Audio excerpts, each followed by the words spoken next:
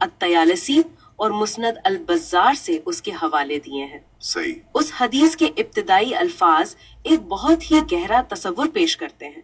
اس میں تمام انبیاء کو علاقی بھائی قرار دیا گیا ہے۔ ذرا یہاں رکتے ہیں، یہ علاقی بھائی کا تصور کیا ہے؟ مطلب اس سے پہلے کہ ہم گرامر کی الجھنوں میں پڑیں، اس بنیادی استعارے کو سمجھنا ضروری ہے۔ میں بتاتی ہوں، دیکھیں عرب معاشرے اور خاندانی نظام میں علاقی بھائیوں سے مراد وہ بھائی ہیں جن کا باپ ایک ہو لیکن مائیں مختلف ہوں۔ اچھا، یعنی سوتیلے بھائی جن کا باپ مشترک ہو؟ بالکل۔ تو حدیث میں ایک بہت طاقتور تشبیہ دی گئی ہے۔ اس کا مطلب یہ ہے کہ تمام انبیاء علاقی بھائیوں کی طرح ہیں جن کی مائیں مختلف ہیں، یعنی ان کے ادوار یا شریعت کے کچھ ظاہری احکامات مختلف ہو سکتے ہیں۔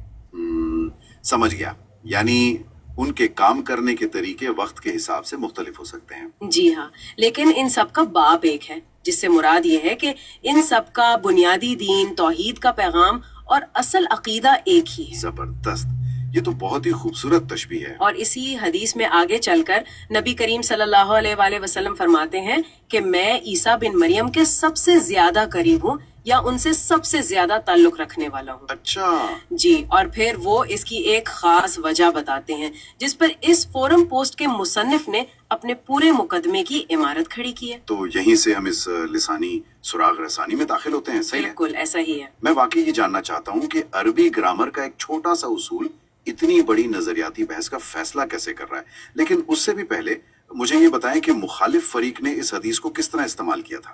یہ ایک بہت اہم سوال ہے۔ ظاہر ہے تناظر کے بغیر کسی دلیل کی طاقت سمجھ نہیں آتی۔ حدیث کے جن الفاظ پر بحث ہے وہ یہ ہیں لِأَنَّهُ لَمْ يَكُنْ بَيْنِي وَبَيْنَهُ نَبِيٌّ۔ تو مخالف فریق کا کیا کہنا ہے اس پر؟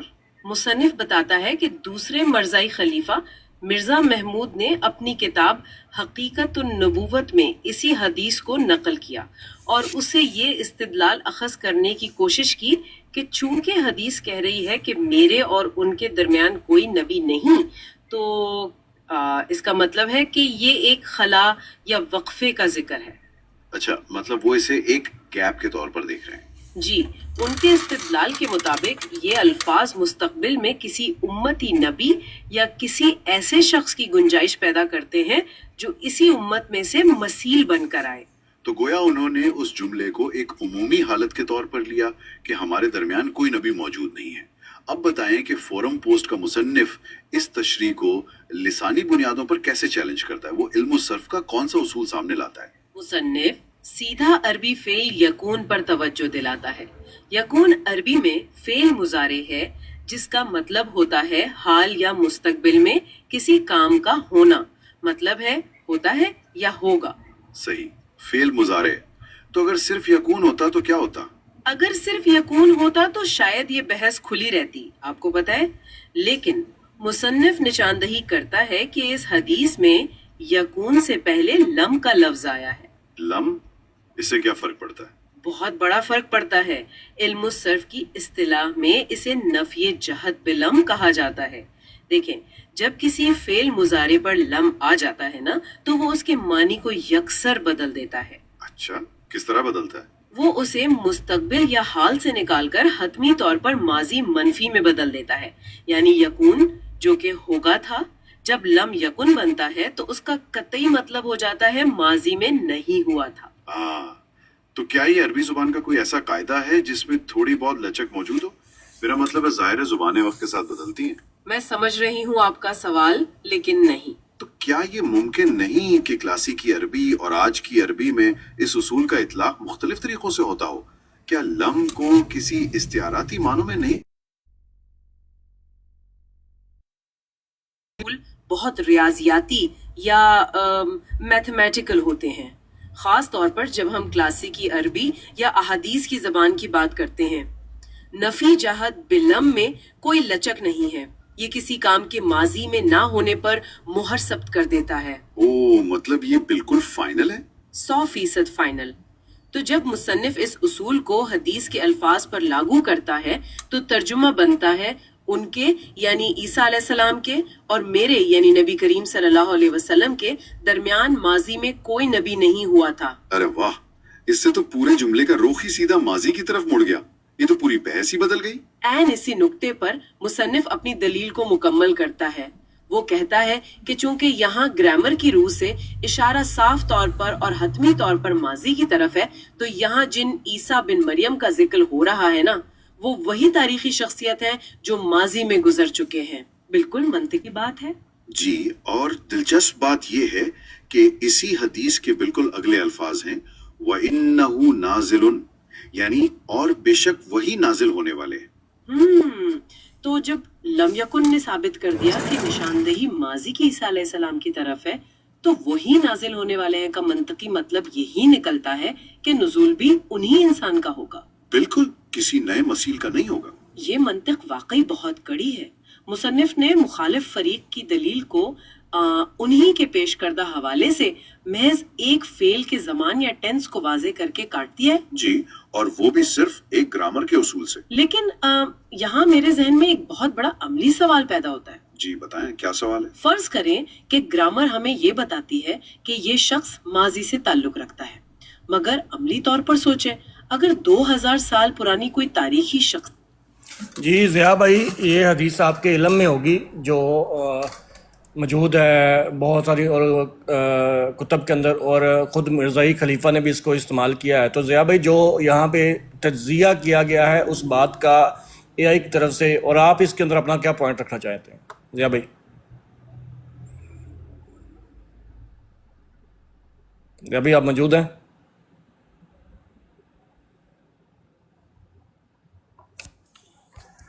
ضیاء بھائی میرے خیال سے موجود نہیں ہے. چلے میں اس کا مکمل کر دیتا ہوں، پھر انشاءاللہ اکٹھا ہی لیتے ہیں.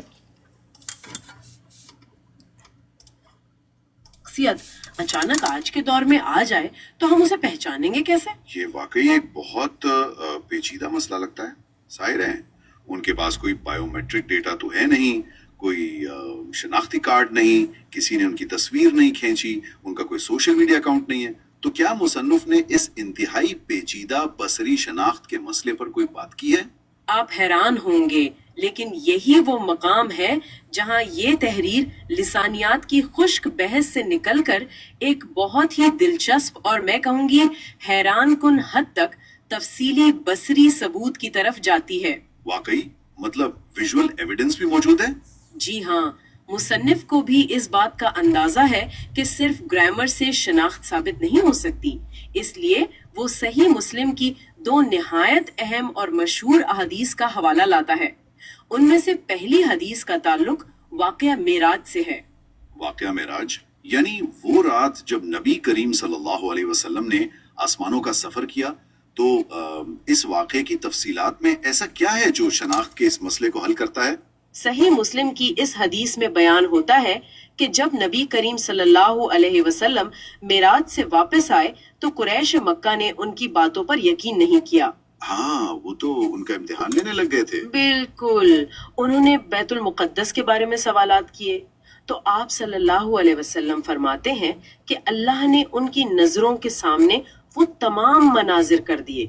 اسی دوران آپ نے اپنے سفر کے مناظر بھی بیان کیے جس میں انبیاء کی ایک جماعت کو دیکھنا شامل تھا. اچھا، تو وہاں انہوں نے انبیاء کو دیکھا؟ جی، آپ صلی اللہ علیہ وسلم نے حضرت موسیٰ علیہ السلام کو نماز پڑھتے دیکھا اور ان کی باقاعدہ جسمانی ساخت بیان کی. آپ نے بتایا کہ وہ میانہ قد اور کٹھے ہوئے جسم کے تھے، اور انہیں سمجھانے کے لیے فرمایا کہ وہ ایسے لگتے تھے جیسے شنوا قبیلے کے لوگ ہوتے ہیں. ارے واہ، یہ بالکل ایسا ہے جیسے کوئی آنکھوں دیکھا حال بتا رہا ہو. اگر ہم اسے آج کی تفتیشی زبان میں سمجھے نا تو یہ ایک کیا کہتے ہیں اسے، کمپوزٹ سکیچ یا شناختی پریڈ بنانے جیسا عمل ہے. بالکل درست مثال دی آپ نے. مطلب آپ کے پاس کسی کی تصویر نہیں ہے تو آپ اپنے ارد گرد موجود لوگوں کی مثال دے کر بتاتے ہیں کہ وہ شخص بالکل اس قبیلے کے فلاں آدمی جیسا دکھتا تھا. یہ ایک قدیم لیکن انتہائی مؤثر طریقہ ہے. تو کیا انہوں نے عیسیٰ علیہ السلام کے بارے میں بھی کوئی ایسی ہی زندہ اور موجود مثال دی؟ جی ہاں، اور یہی اس پوری تحریر کا مرکزی اور میں سمجھتی ہوں سب سے مضبوط نقطہ ہے. آپ صلی اللہ علیہ وسلم نے عیسیٰ علیہ السلام کو بھی کھڑے نماز پڑھتے ہوئے دیکھا اور پھر صحابہ کو ان کی شکل و صورت سمجھانے کے لیے ایک نام لیا. کس کا نام لیا؟ آپ صلی اللہ علیہ وسلم نے فرمایا میں ان کے سب سے زیادہ مشابہہ عروہ بن مسعود ثقفی کو پاتا ہوں. عروہ بن مسعود ثقفی، تو مطلب انہوں نے ایک موجودہ انسان سے مشابہت دی؟ بالکل، یعنی معراج کی رات دیکھے گئے ماضی کے عیسیٰ علیہ السلام کی ظاہری شکل ہو بہو نبی کریم صلی اللہ علیہ وسلم کے ایک مشہور صحابی عروہ بن مسعود ثقفی رضی اللہ عنہ سے ملتی تھی. تو مصنف کا پہلا نقطہ یہ ہوا کہ ماضی کی عیسیٰ علیہ السلام ایک مخصوص شکل و صورت رکھتے ہیں جو ایک معلوم اور دیکھے والے صحابی سے ملتی جلتی ہے. جی، یہ پہلی کڑی ہے. لیکن دیکھیں، یہ تو معراج کا واقعہ ہو گیا، اس کا اس بات سے کیا تعلق کہ جو شخص مستقبل میں نازل ہوگا وہ یہی شخص ہوگا؟ یہ تعلق بنتا ہے صحیح مسلم کی ہی دوسری حدیث سے جو مصنف نے فوراً بعد پیش کی ہے. یہ دوسری حدیث حضرت عبداللہ بن عمرو رضی اللہ تعالیٰ عنہ سے مروی ہے. اور اس میں کیا ذکر ہے؟ اس حدیث میں مستقبل کے حالات اور خاص طور پر دجال کے خروج کا ذکر ہے. حدیث میں باقاعدہ بتایا گیا ہے کہ دجال نکلے گا اور ایک مخصوص مدت تک رہے گا. اس تباہی کے بعد اللہ تعالیٰ عیسیٰ بن مریم کو بھیجے گا تاکہ وہ دجال کو ہلاک کریں. اچھا، دجال کو ہلاک کرنے کے لیے. اور کیا اس دوسری حدیث میں جو کہ مستقبل کے بارے میں ہیں ان کی کوئی ظاہری نشانی بتائی گئی ہے؟ اور یہی مصنف کا ماسٹر سٹروک ہے. اس حدیث میں دجال کو مارنے کے لیے آنے والے مستقبل کے عیسیٰ علیہ السلام کے بارے میں الفاظ ہیں کأنہ عروہ بن مسعود. کیا واقعی؟ جی ہاں، یعنی گویا کہ وہ عروہ بن مسعود تھے. اوہ مائی گاڈ، اب میں ان کڑیوں کو سمجھ پا رہا ہوں. تو مصنف یہ کہہ رہا ہے کہ پہلی کڑی کے مطابق معراج میں دیکھے گئے ماضی کے عیسیٰ کی شکل عروہ بن مسعود جیسی تھی. بالکل. اور دوسری کڑی کے مطابق مستقبل میں آنے والے عیسیٰ کی شکل بھی عروہ بن مسعود جیسی ہی ہوگی. یہ تو بہت زبردست بات ہے. جی، مصنف نے ان دونوں احادیث کو جوڑ کر ایک بہت مضبوط کیس بنایا ہے. لیکن ذرا ٹھہریں، میں یہاں ایک بار پھر شیطان کا وکیل بنتا ہوں، یعنی ڈیولز ایڈوکیٹ. کیا یہ محض ایک اتفاق نہیں ہو سکتا؟ کیسا اتفاق؟ مطلب کیا ایسا ممکن نہیں کہ جو شخص مستقبل میں آئے وہ کوئی اور انسان ہو، کوئی مثیل ہو، لیکن اتفاق سے اس کی شکل بھی عروہ بن مسعود جیسی ہی ہو؟ مصنف اسی امکان کو رد کرنے کے لیے یہ دونوں احادیث ساتھ لاتا ہے. دیکھیں، مصنف کے استدلال کے مطابق انسانی شکلوں میں تھوڑی بہت مشابہت تو ہو سکتی ہے، لیکن جب بات ایک اعلامی شناخت ہی ہو رہی ہو تو یہ کیسے ممکن ہے؟ صحیح بات ہے. مطلب یہ کیسے ممکن ہے کہ ماضی کی اصل شخصیت کی شکل بھی ایک مخصوص صحابی سے ملتی ہو اور پھر مستقبل میں آنے والا کوئی مثیل یا کوئی اور شخص بھی اتفاق سے ہو بہو اسی صحابی جیسا دکھتا ہو؟ ہاں، ریاضیاتی لحاظ سے اس کا امکان بہت کم ہے. مصنف کے نزدیک یہ مشابہت اس بات کی حتمی بصری دلیل ہے. چونکہ معراج والے اور مستقبل والے دونوں کی شکل ایک ہی شخص یعنی عروہ بن مسعود سے ملتی ہے، اس لیے منطقی لحاظ سے یہ کوئی دو الگ الگ لوگ نہیں ہو سکتے. واہ، تو یہ ایک ہی شخصیت ہیں، وہی تاریخی انسان جو آسمان سے نازل ہوں گے. یہ بات واقعی سوچنے پر مجبور کرتی ہے. مصنف نے کس مہارت سے پہلے گرامر کے اصول سے وقت اور ماضی کا تعین کیا اور پھر ان بصری مشابہتوں کو جوڑ دیا. بالکل ایک مکمل تصویر پیش کر دی. منطق اپنی جگہ بالکل فٹ بیٹھتی ہے. لیکن آپ کو پتا ہے جب کسی بحث میں داخلی منطق اتنی مضبوط ہو، متن میں کوئی جھول نہ ملے، تو عموماً کیا ہوتا ہے؟ کیا ہوتا ہے؟ مخالف فریق دلیل کے متن پر حملہ کرنے کے بجائے پیغام رساں پر حملہ کرتا ہے. شوٹ دا میسنجر والی حکمت عملی. ہاں، ایسا ہی ہوتا ہے. تو میں دیکھ رہا ہوں کہ اس تحریر کے آخر میں مصنف نے ایک تفصیلی نوٹ شامل کیا ہے جس میں مخالفین کے اعتراضات کا ذکر ہے. وہاں کیا بحث ہو رہی ہے؟ آپ کے بالکل درست تجزیہ کیا. جب گرامر اور مشابہت کے دلائل اتنے واضح ہو جائے نا تو دفاعی حکمت عملی یہی ہوتی ہے کہ ان روایت یا احادیث کے سچے اور مستند ہونے پر ہی سوال اٹھا دیا جائے. یعنی وہ کہتے ہیں کہ حدیث ہی ٹھیک نہیں ہے؟ جی، مصنف اپنے اختتامی نوٹ میں لکھتا ہے کہ مخالفین صحیح مسلم کی ان روایت کو ضعیف یعنی کمزور ثابت کرنے کی کوشش کرتے ہیں. وہ ان حدیث کو بیان کرنے والے راویوں کے حافظے یا ان کے کردار پر مبہم قسم کے اعتراضات لاتے ہیں. تو پھر مصنف اس کا دفاع کیسے کرتا ہے؟ کیونکہ یہ تو مطلب ایک بہت پرانی بحث ہے کہ کس کی بیان کردہ بات پر کتنا یقین کیا جائے. بالکل، یہ تو وہ ٹیلی فون گیم والی بات ہو گئی نا کہ ایک نے دوسرے کو کچھ کہا، دوسرے نے تیسرے کو، اور صدیوں بعد بات کچھ اور ہی بن گئی. मुसन्निफ को इतनी दुरुस्ती का यकीन कैसे है? यहाँ बात टेलीफोन गेम से बहुत आगे की है। मुसन्निफ अपने दिफा में इस्लामी उलूम की एक बहुत ही खास और कड़ी शाख का सहारा लेता है, जिसे इल्म रिजाल और उसूल हदीस कहते हैं। इल्मुर रिजाल ये क्या होता है? देखें, ये कोई आम टेलीफोन गेम नहीं है।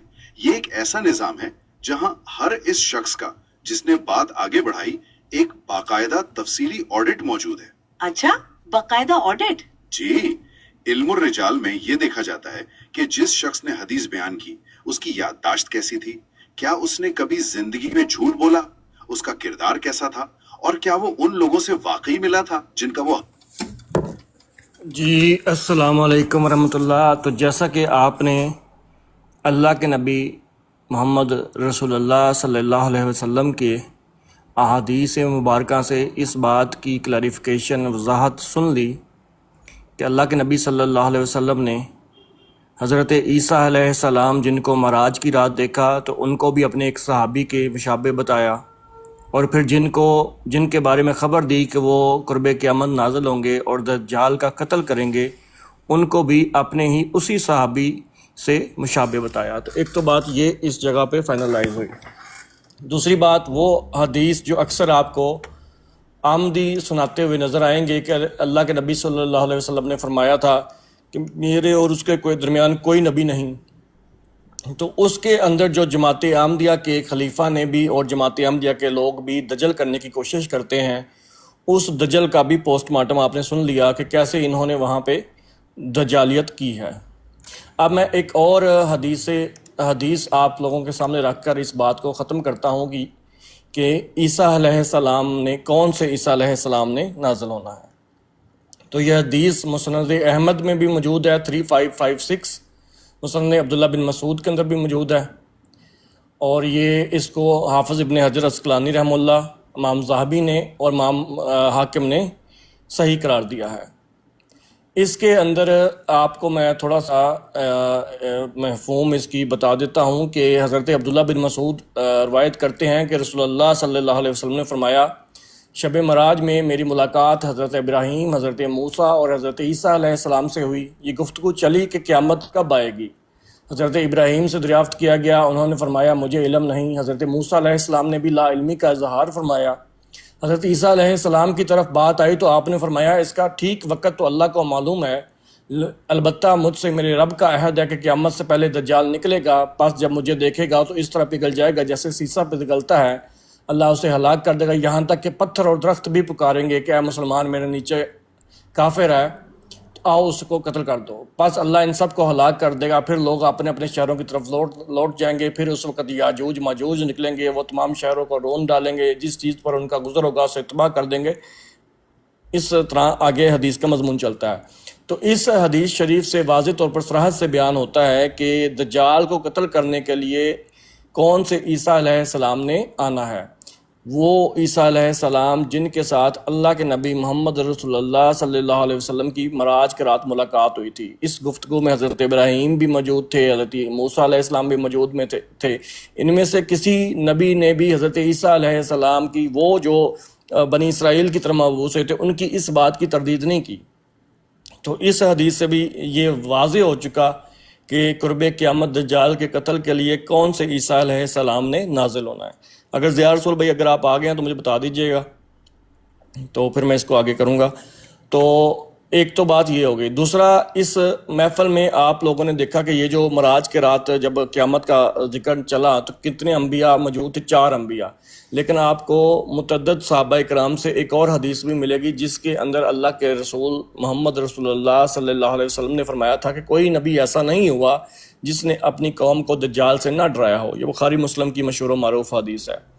गोया जिस तरह क़यामत का आना तमाम अंबिया का मुत्तफ़िका अक़ीदा है, इसी तरह क़यामत से पहले दज्जाल का निकलना भी तमाम अंबिया का इजमाई अक़ीदा है।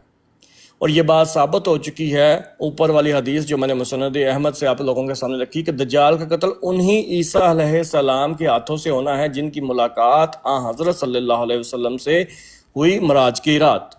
اس طرح تمام انبیاء کا قیامت سے پہلے حضرت عیسیٰ علیہ السلام کے نازل ہونے کا بھی متفقہ عقیدہ ہے، وہی عیسیٰ علیہ السلام جو بنی اسرائیل کی طرف مبعوث ہوئے تھے۔ جزاکم اللہ واسن الجزا۔ ضیاء بھائی اگر کوئی بات کرنا چاہتے ہیں تو کر لیں، نہیں تو پھر اس کو بند کر ریکارڈنگ جو ہے نا وہ ختم کرتے ہیں، کیونکہ یہ موضوع اتنا شارٹ ہی تھا۔ ضیاء بھائی آپ موجود ہیں؟ عبداللہ بھائی یا کوئی اور بھائی بات کرنا چاہتا تو کر لیں۔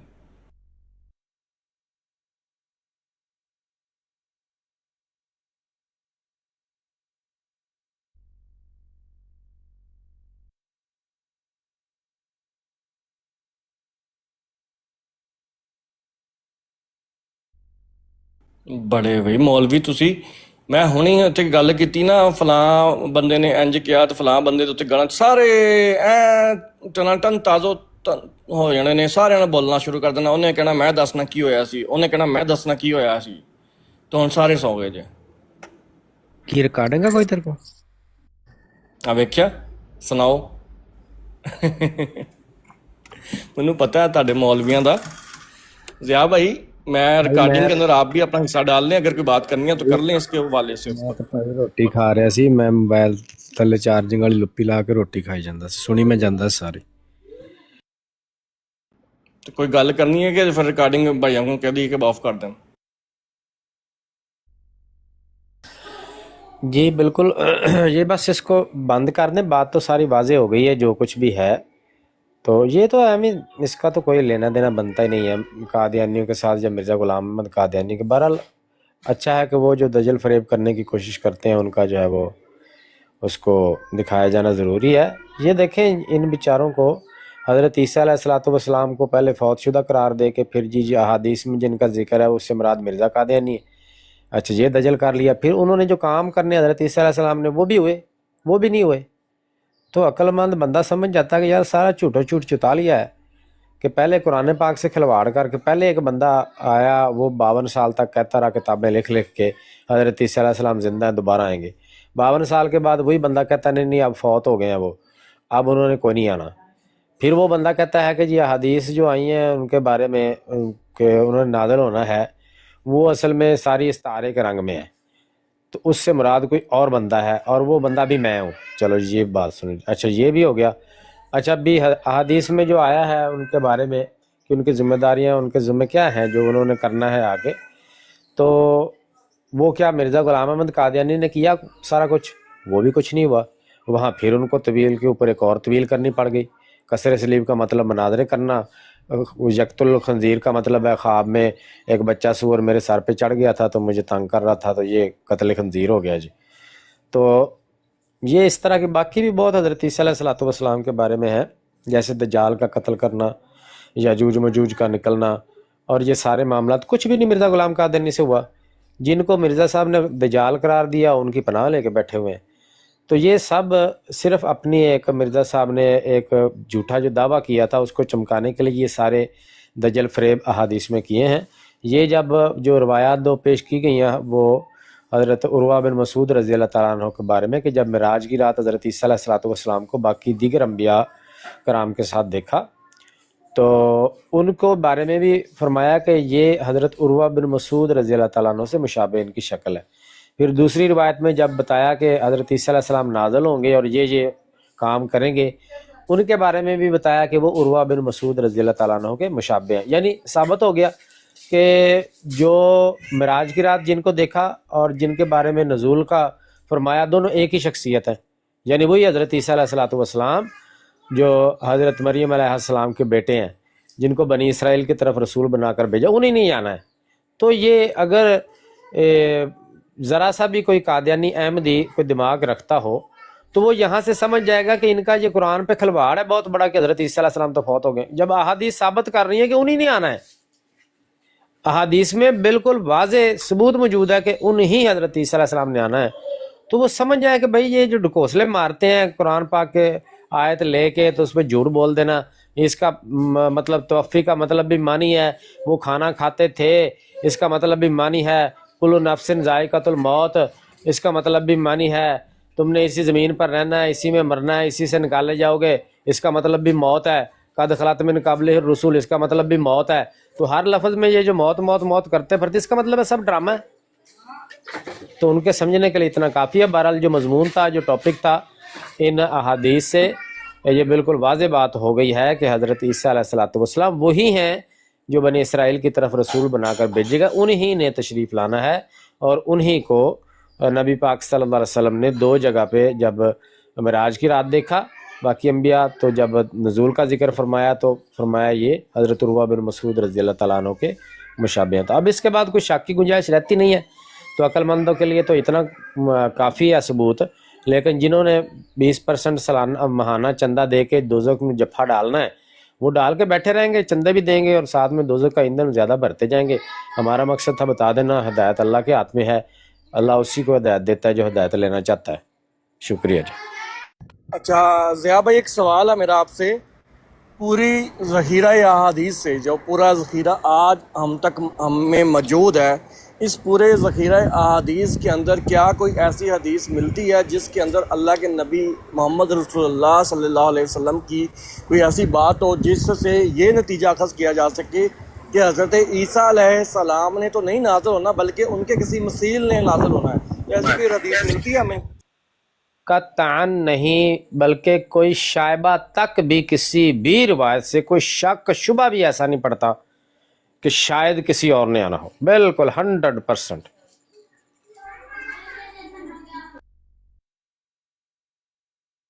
اللہ واسن الجزا.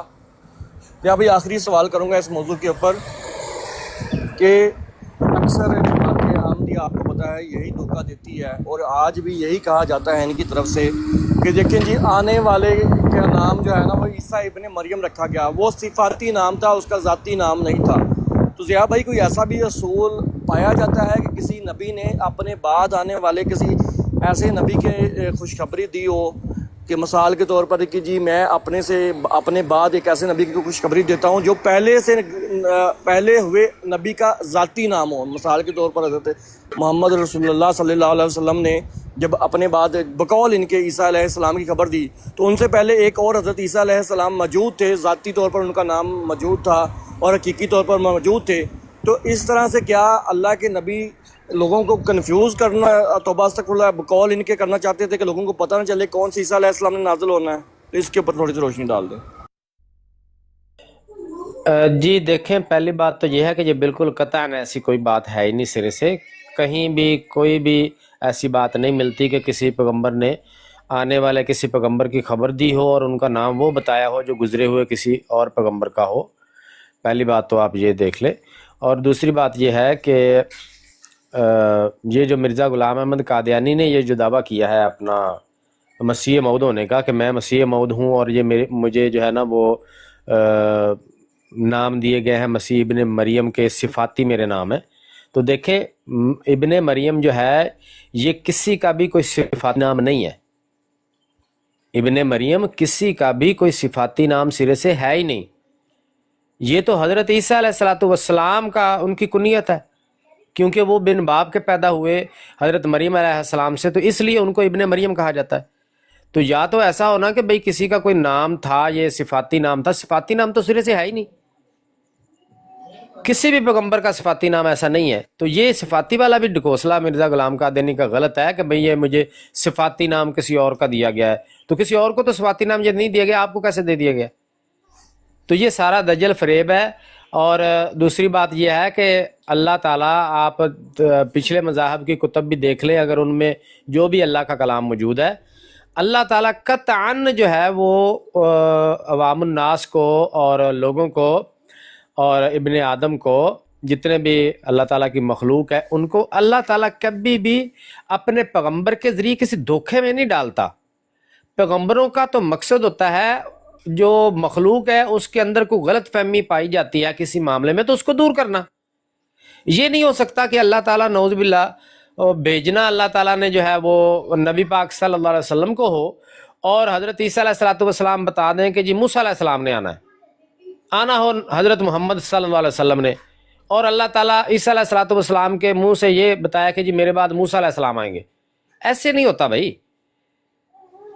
تو یہ قطعاً ممکن ہی نہیں ہے کہ اگر مرزا غلام احمد قادیانی نے آنا تھا تو اللہ تعالیٰ جو ہے وہ نبی پاک صلی اللہ علیہ وسلم کی زبان مبارکہ سے یہ کہلواتا کہ عیسیٰ ابن مریم نے آنا ہے، اور یہ بھی ممکن نہیں ہے کہ آنا کسی اور نے ہو اور نام عیسیٰ ابن مریم کا لیا جائے اور آنے والا کہہ دے جی میرا نام صفاتی نام جو ہے وہ، مطلب یہ دھوکہ دینے والی بات ہوگی نا، نعوذ باللہ، کہ نعوذ باللہ نقل کفر نباشد، اللہ تعالیٰ مخلوق سے دھوکہ دہی کر رہا ہے کہ اپنے پیغمبر کے ذریعے کہلوا رہا ہے عیسیٰ ابن مریم نے آنا ہے، اور نکلتا مرزا قادیانی آگے سے۔ کیا آپ سوچ سکتے ہیں کہ اللہ کی ذات اس طرح تو عام انسان کو کرے تو اس کی شریعت میں سزائیں موجود ہیں دھوکہ دہی کرنے والے کی، فراڈ کرنے والے کی؟ تو کیا نعوذ باللہ اللہ تعالیٰ خود ایسا کام کرے گا کہ بھئی جب اللہ تعالیٰ تو عالم الغیب ہے، اللہ تعالیٰ نے اگر یہ صفاتی نام ہی دینا تھا تو اللہ تعالیٰ کو کیا مرزا صاحب کا نام نہیں پتا تھا؟ سیدھا سیدھا نہیں اللہ تعالیٰ فرما سکتا تھا کہ بھئی غلام احمد نے آنا ہے؟ تو یہ سب ٹوپی ڈرامے ہیں۔ اس کی مثال بھی موجود ہے، جیسے کہ حضرت عیسیٰ علیہ السلام نے بشارت دی، نبی پاک صلی اللہ علیہ وسلم کی نام لے کر بشارت دی، مبشرا برسول یاتی من بعدی اسمہ احمد۔ تو ایسا تو نہیں ہوا بھئی نام لیا گیا احمد کا اور حضرت موسیٰ علیہ السلام کا ہے؟ تو یہ سب دھوکے دہیاں ہیں مرزا غلام قادیانی نے جو گھڑی ہیں اپنے آپ کو فٹ اچھا ضیاء بھائی ایک اور بات بتائیے گا کہ چلیں ان کا بقول ان کا کہنا ہے کہ حضرت عیسیٰ علیہ السلام جو بنی اسرائیل کی طرف مبعوث ہوئے تھے وہ فوت ہو چکے ہیں، لہٰذا اس منطق کی روح سے ہم کہتے ہیں کہ جو احادیث کے اندر عیسیٰ ابن مریم کے آنے کی خبر ہے وہ ان کی ایکچول میں جو تھے وہ نہیں ہے، بلکہ ان کا کوئی مثیل ہے یا ان کی کوئی صفات کا حامل شخص ہوگا۔ ضیاء بھائی کیا یہ دنیا کے اندر رسول پایا جاتا ہے کہ کہا جائے کہ فلاں شخص چونکہ فوت ہو گیا لہٰذا اب میں ہوں، اس طرح کی کوئی دلیل بھی ملتی ہے؟ اور نہیں، ایسا بھی کچھ نہیں ہے، یہ بھی پہلے بار نمونہ مرزیت نے پیش کیا اس طرح کا نمونہ۔ اور دوسری مین بات یہ ہے کہ اگر قرآن پاک میں ایسا کوئی ذکر ہوتا حضرت عیسیٰ علیہ السلام کے فوت ہونے کا تو یہ ان کے نزول کی کوئی حدیث ہم تک پہنچی ہی نہ ہوتی، یہ بھی ذہن میں رکھیں، کیونکہ محدثین کا احادیث جمع کرنے کے اصولوں میں سے ایک اصول مین یہ بھی رہا ہے کہ وہ جو بھی حدیث ان کے سامنے آتی تھی وہ باقی تو تحقیق کرتے ہی تھے، اس کو قرآن پر بھی پیش کرتے تھے کہ آیا یہ قرآن کے خلاف تو نہیں ہے۔ اب قرآن کہہ رہا ہو کہ عیسیٰ علیہ السلام فوت ہو گئے اور حدیث میں ہو کہ روایت پہنچی ہو کہ جی عیسیٰ علیہ السلام نے آنا ہے، تو یہ روایات محدثین نے پہلے ہی رد کر ہم تک پہنچنی نہیں تھی، اور اگر پہنچی بھی ہیں تو یہ مانی نہیں جا سکتی کیونکہ یہ قرآن کے صرف خلاف ہو جاتی ہیں۔ تو پہلی بات تو یہ ہے کہ یہ اصول ہی جو ہے وہ غلط ہے کہ بھئی عیسیٰ علیہ السلام قرآن میں فوت شدہ ہیں تو ان کے نزول کی حدیثیں بھی مانو، بھئی وہ تو مانی نہیں جائیں گی، قرآن کے خلاف ہو جائیں گی۔ اور دوسری جو آپ نے بات پوچھی ہے، بالکل اس طرح کا کوئی نہ تو کوئی تصور پایا جاتا ہے، نہ کوئی کنسیپٹ اس طرح کا ہے، نہ کوئی حقیقت میں کوئی ماضی میں ایسا کچھ ہوا ہے، ایسا ہو ہی نہیں سکتا۔ بھائی میں ساحل بھائی جو بتا رہا ہوں ایسا نہیں ہو سکتا، کیونکہ یہ تو دھوکہ دہی ہے نا سیدھی سیدھی، اور دھوکہ دینے والے کو اللہ تعالیٰ سزا دینے کا، شریعت میں سزائیں دھوکہ دینے والے کے لیے اللہ تعالیٰ نے نازل فرمائی ہیں، تو کیا نعوذ باللہ اللہ تعالیٰ خود اپنے بندوں سے دھوکہ کرے گا؟ کہ اللہ تعالیٰ نے بھیجنا کسی اور کو ہے اور اس کا نام بھی کوئی اور بتا رہا ہے، نشانیاں بھی کوئی اور بتا رہا ہے۔ ضیاء بھائی قطع کلامی کے لیے معافی، لیکن چونکہ جماعت احمدیہ کی طرف سے بائبل سے ایک کہانی پیش کی جاتی ہے جس کے اندر وہ یہ کہتے ہیں کہ دیکھیں جی کہ ایلیا نبی جو تھے ان سے مراد یوحنا تھے، تو وہ اس سے استدلال کرتے ہوئے کہتے ہیں کہ چونکہ وہاں جو تھا کہ عیسیٰ علیہ السلام نے پیشگوئی کی تھی کہ مسیح اس وقت تک نہیں آئے گا جب تک ایلیا نہ آئیں، ٹھیک، حضرت الیاس نہ آئیں، تو دیکھیں وہاں پہ جو یوحنا آ گئے تھے حضرت عیسیٰ علیہ السلام، اس طرح کی جو وہ کہانی آپ کے زیر نظر گزری ہوگی آپ کی نگاہوں سے، تو اس کہانی کی بیس کے اوپر یہ استدلال اپنا کھڑا کرتے ہیں۔ تو آپ کیا کہتے ہیں اس کے اوپر، کیا کہیں گے؟ آپ تو کہہ رہے تھے لیکن وہ بائبل سے کہانی کرتا۔ سب سے پہلی بات تو یہ ہے کہ یہ دیکھیں، جب یہی ان کے جھوٹا ہونے کا سب سے بڑا ثبوت ہے کہ کیا نبی پاک صلی اللہ علیہ وسلم نے ہمیں یہ دین دیا ہے کہ آپ نے اپنے عقائد بائبل سے بنانے ہیں، جبکہ نبی پاک صلی اللہ علیہ وسلم تو فرما چکے ہیں، قرآن میں اللہ تعالیٰ نے بتا دیا کہ یہ کتابیں محرف اور مبدل ہیں، ٹھیک ہے۔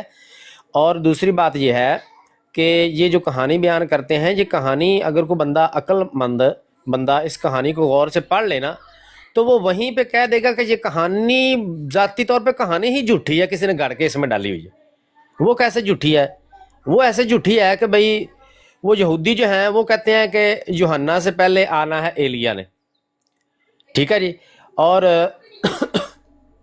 حضرت عیسیٰ علیہ السلام جو ہیں وہ ان کے پاس جاتے ہیں، حضرت عیسیٰ علیہ السلام کے پاس، تو وہ کہتے ہیں جی کہ یہ جو یحییٰ علیہ السلام ہیں وہی ایلیا ہیں، ٹھیک ہے جی، یحییٰ علیہ السلام وہی ایلیا ہیں۔ اب وہ جب واپس حضرت یحییٰ علیہ السلام کے پاس جاتے ہیں یہودی، اسی میں بائبل میں جو لکھی ہوئی ہے، ان سے پوچھتے ہیں کہ بھئی آپ ایلیا ہیں؟ وہ کہتے ہیں نہیں میں ایلیا نہیں ہوں۔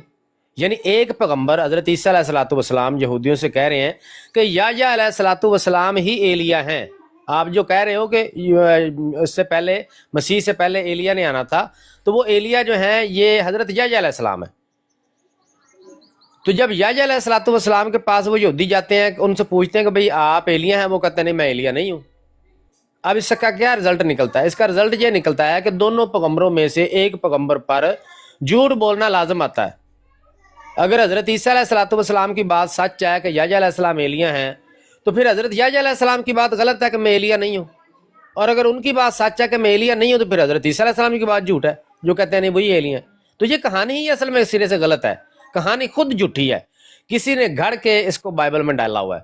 اور دوسری بات، اصل مین بات یہ ہے کہ اگر یہ کہانی اس میں یہ اس کے جھوٹ ہونے کی یہ ثبوت کہانی کے اندر موجود نہ بھی ہوتا، کہانی میں کوئی جھول نہ بھی ہوتا، تب بھی مسلمانوں کے لیے یہ اتھینٹک نہیں تھی کہ اس کی بیس پہ ہم اپنے دین میں ہیر پھیر کر کے تو جناب اس کو کیا ہم نے بائبل کو یا گزشتہ جو تاریخ کی کتب ہیں یا ان کے جو واقعات بائبل یا سابقہ کتابوں کے ہیں ان کو قرآن اور حدیث سے ان کے صحیح درست ہونے کا فیصلہ کرنا ہے، یا ان کی وجہ سے ہم نے قرآن حدیث کو صحیح درست ہونے کا فیصلہ کرنا ہے؟ قرآن حدیث نے فیصلہ کرنا ہے ان کا بھی کہ کون سی بات ان کی درست ہے کون سی غلط، نہ کہ بائبل نے فیصلہ کرنا ہے کہ قرآن کی کون سی بات صحیح ہے اور حدیث کی کون سی صحیح ہے۔ تو ان کی الٹی گنگا بہہ رہی ہے۔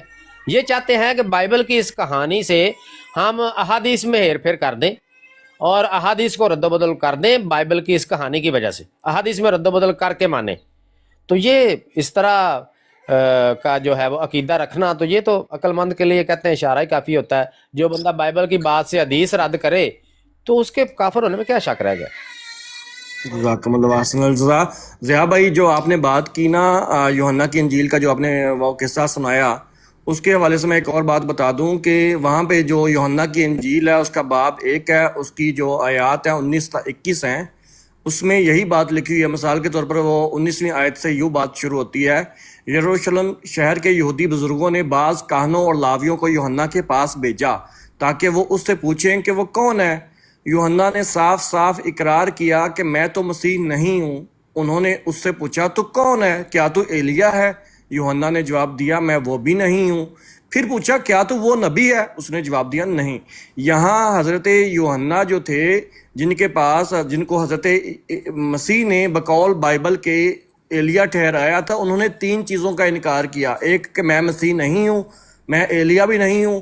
پھر انہوں نے کہا کہ کیا تو وہ نبی ہے؟ ہو سکتا ہے جو استعارات کی بات یہ کرتے ہیں، جو تمثیل کی بات وہ کرتے ہیں، جو مثیل کی بات وہ کرتے ہیں آمدی، انہوں نے پھر اس طرف اشارہ کیا، نام کے بنا انہوں نے اشارہ کیا کہ ہو سکتا ہے کہ وہ نام تو نہیں ہے، وہ ہو سکتا ہے اس کا کوئی مثیل ہو، تو کیا وہ والا نبی ہے تو انہوں نے کیا جواب دیا میں نہیں ہوں۔ تو اس سے تو بات آپ کی ہی ثابت ہوتی ہے کہ اگر بات مانی جائے تو پھر تو یہی کہا جائے گا کہ یہاں تو حضرت مسیح علیہ السلام کے اوپر جو ہے وہ بات آتی ہے کہ انہوں نے جو غلط بات کی، یہاں حضرت یوحنا کے اوپر، تو یہ بات آپ کی جو ہے نا وہ پایا ثبوت تک پہنچ گئی۔ اور یہ یہاں سے اکثر جماعت احمدیہ اسی ایک کہانی سے استدلال کرتے ہوئے کہتے ہیں کہ دیکھیں جس طرح وہاں پہ حضرت عیسیٰ علیہ السلام کے حوالے سے انہوں نے ایلیا کو یوحنا کو قرار دیا، تو اسی طرح ممکن ہے کہ مسیح علیہ السلام سے مراد مرزا غلام محمد قادیانی ہو، تو استغفر اللہ۔ تو ایک تو بات ضیاء بھائی جزاکم اللہ واحسن الجزا۔ اچھا ضیاء بھائی آخری سوال میں کروں گا کہ کیا ان بائبل کے اوپر عقائد کا معاملہ رکھا جا سکتا ہے؟ یہ سوال ہے میرا۔ دیکھیں قطعا نہیں، پہلی بات تو یہ ہے کہ سابقہ جو شریعتیں ہیں وہ ساری منسوخ ہو چکی ہیں۔ ممکن ہے چونکہ ظاہر ہے یہ ساری کتابیں جو پچھلی گزری ہیں ایسا تو نہیں کہا جا سکتا کہ بھئی وہ ساری کی ساری اس کا ہر حرف ہر لائن ہی بدل گئی اور اس میں اللہ کا کلام موجود ہی نہیں رہا۔ ممکن ہوگا کہ اس میں اللہ کا کلام بھی ہوگا، اس کے باوجود اگر اس میں اللہ کا کلام بھی ہو اور کسی ذریعے سے ثابت بھی ہو جائے کہ یہ اللہ کا کلام ہے، اس میں کوئی رد و بدل نہیں ہوا، تب بھی وہ ہمارے لیے قابل عمل نہیں رہا، کیونکہ اللہ نے ساری سابقہ شریعتیں منسوخ کر دی ہیں۔ اب سابقہ شریعتوں میں بہت سارے حکم تھے جن کو نبی پاک صلی اللہ علیہ وسلم نے آ کے منسوخ کر دیا۔ بہت سے ایسے تھے جو پہلے ممانعت تھی اور نبی پاک صلی اللہ علیہ وسلم کے شریعت میں ان کی اجازت مل گئی۔ سبت کا قانون تھا، پہلے ممانعت تھی، ہفتے والے دن شکار کی، ہمیں کوئی ممانعت نہیں ہے۔ سجدہ تعظیمی کرنے کی پہلے اجازت تھی، ہمیں اجازت کوئی نہیں ہے۔ تو بہت ساری باتیں ہیں جو کہ پہلے اور تھیں اور شریعت محمدی میں وہ بدل گئیں۔ تو اگر کوئی اللہ کا واضح حکم سابقہ کتب میں موجود بھی ہو تو بھی ہمارے لیے وہ قابل عمل نہیں ہے، اس پہ ہم اپنا عقیدہ نہیں بنا سکتے، کیونکہ وہ سب کچھ منسوخ ہو چکا ہے۔ اور پھر اسرائیلی روایات کے بارے میں نبی پاک صلی اللہ علیہ وسلم کا ایک فرمان بھی ہے کہ اسرائیلی روایات جو ہیں ان کی نہ آپ نے تصدیق کرنی ہے نہ ان کی تردید کرنی۔ تو کیا ثابت ہوا کہ ہم ان کی بیس پہ کوئی عقیدہ بنا ہی نہیں سکتے، ہمیں اجازت ہی نہیں ہے۔ تو یہ جتنے بھی ہمارے پاس آتے ہیں یہ اسرائیلی روایات میں ہی آ جاتی ہیں، ہمیں کیا پتہ اس میں اللہ کا کلام ہے یا یہ اسرائیلی انہوں نے خود کے گھڑ کے باتیں ڈالی ہوئی ہیں۔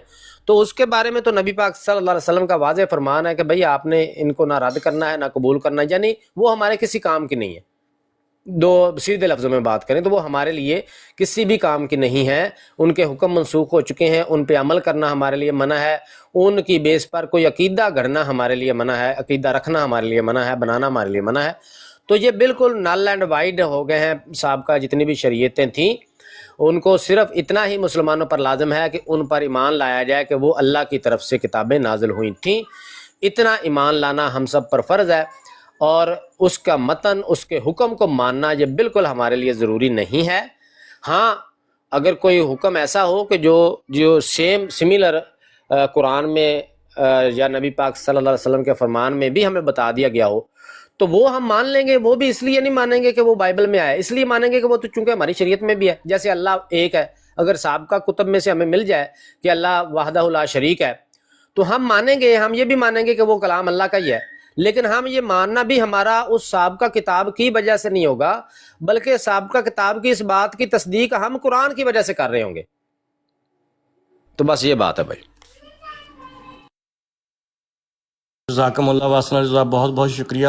اس کے ساتھ ہی اس موضوع کو میں ختم کرتا ہوں۔ انشاءاللہ اس کے مزید اگر کوئی سوال ہوگا، کوئی کویشچن ہوگا تو اگلے سیشن میں اس کو ہم رکھ لیں گے، اور ایک دو چیزیں اس کے اندر مزید پینڈنگ ہیں، اور میں یہ چاہتا ہوں کہ وہ ہمارے اسامہ بھائی ہیں، نفس چوچو بھائی، وہ ان کی خاص تحقیق ہے ان دو روایات کے اوپر جہاں سے جماعت احمدیہ کے لوگ دو ہولیوں والی روایات کو پیش کر کے اپنا استدلال پیش کرتے ہیں۔ میں جانتا ہوں کہ ضیاء بھائی آپ اس کے اندر جو ہے وہ کافی مہارت ہے آپ کے اس کے حوالے سے بھی، لیکن میں چاہتا ہوں کہ وہ بھی اس کے اندر پارٹیسپیٹ کریں تاکہ مختلف لوگ جو ہیں وہ ان کی جو ہیں وہ باتیں اس موضوع کے اندر ریکارڈ ہو، ایک ہی شخصیت کی بات نہ ہو۔ تو وہ انشاءاللہ اس کو اگلے سیشن میں رکھیں گے۔ جزاکم اللہ واسن جزا۔ اس کے ساتھ ہی اس موضوع کو اختتام پذیر کرتے ہیں۔ بہت شکریہ بھائیو جنہوں نے سنا، جنہوں نے ڈبل ٹیپ کیا اور جنہوں نے دعائیں دیں۔ جزاکم اللہ واسن جزا۔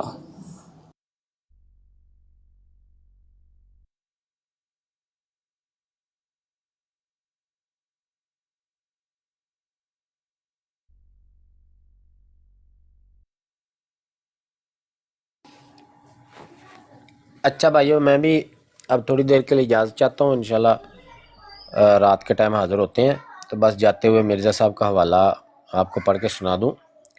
مرزا صاحب فرماتے ہیں، اور میرے پر جو میری قوم طرح طرح کے اعتراض پیش کرتی ہے، مجھے ان کے اعتراضوں کی کچھ بھی پرواہ نہیں، اور سخت بے ایمانی ہوگی اگر میں ان سے ڈر کر سچائی کی راہ کو چھوڑ دوں، اور خود ان کو سوچنا چاہیے کہ ایک شخص کو خدا نے اپنی بصیرت سے عنایت فرمائی ہے، اور آپ اس شخص کو راہ دکھائی ہے، اور اس کو اپنے مکالمہ اور مخاطمہ سے مشرف فرمایا ہے، اور ہزار ہا نشان 15 دن تک خون والے، پینسل والے وغیرہ اس کی تصدیق کے لیے دکھائے ہیں۔ کیوں کر ایک مخالف کی ظنیات کی کچھ چیز سمجھ کر اس آفتاب صداقت سے منہ پھیر سکتا ہے، اور مجھے اس بات کی بھی پرواہ نہیں کہ اندرونی اور برونی مخالف میری عیب جوئی میں مشغول ہیں، کیونکہ اس سے بھی میری کرامت ہی ثابت ہوتی ہے۔ مرزا صاحب کی کرامت ثابت ہونے لگی ہے، نیڑے نیڑے ہو جائیں۔ وجہ یہ ہے کہ اگر میں ہر قسم کا عیب اپنے اندر رکھتا ہوں اور بقول ان کے میں عہد شکن اور کذاب اور دجال اور مفتری اور خائن ہوں اور حرام خور ہوں اور قوم میں پھوٹ ڈالنے والا اور فتنہ انگیز ہوں اور فاسق ہوں اور فاجر ہوں اور خدا پر 30 برس سے افطرا باندھنے والا ہوں اور نیکوں راست بازوں کو گالیاں دینے والا ہوں اور میری روح میں بجز شرارت اور بدی اور بدکاری اور نفس پرستی کی اور کچھ نہیں، اور محض دنیا کے ٹھگنے کے لیے میں نے یہ ایک دکان بنائی ہے، اور نعوذ باللہ بقول ان کے میرا خدا پر بھی ایمان نہیں اور دنیا کا کوئی عیب نہیں جو مجھ میں نہیں، مگر باوجود ان باتوں کے جو تمام دنیا کے عیب مجھ میں موجود ہیں، ہر ایک کا قسم کا ظلم میرے نفس میں بھرا ہوا ہے، اور بہتوں کو میں نے بے جا طور پر بہتوں کے میں نے بے جا طور پر مال کھائے ہیں براہین کے نام پہ وغیرہ وغیرہ، اور کسی کی کنجریوں کی کمائی بھی لے لی، اور ہے او بھائی یہ کون سا اسلام ہے؟ وہ اپنے مسلمان بھائی کی والدہ کی شرمگاہ کے متعلق یہ ایسے بات کرتا ہے جیسے جا کر بازار سے اس نے کوئی کیڈبری چاکلیٹ خریدنی ہے، بازار سے جا کر میک ڈونلڈ کا کوئی برگر خریدنا ہے۔ یہ ایسے آرام سے وہ پھر مجاہد آف اسلام کی آپ نے سنی ہے نا، اس کا پین کہ اس کے سسرال والے پیر، وہ ان لوگوں کے ساتھ جب بیٹھے گی یا اور جو شرفا جو اور خواتین بیٹھتی ہوں گی ان کے ساتھ یا ان کو بٹھاتی ہوں گی ساتھ، وہ کیا لوگوں کو دکھانا ہے آپ لوگوں نے یار؟ وہ کون سا اسلام ہے یہ جس کی تبلیغ ہو رہی ہے اپنی براڈ؟ ہمیں کون سے ابھی آؤ ادھر اخلاق محمدی پر دیکھتا ہوں میں، تم 10 منٹ بھی نکال کر دکھاؤ۔ عجیب لوگ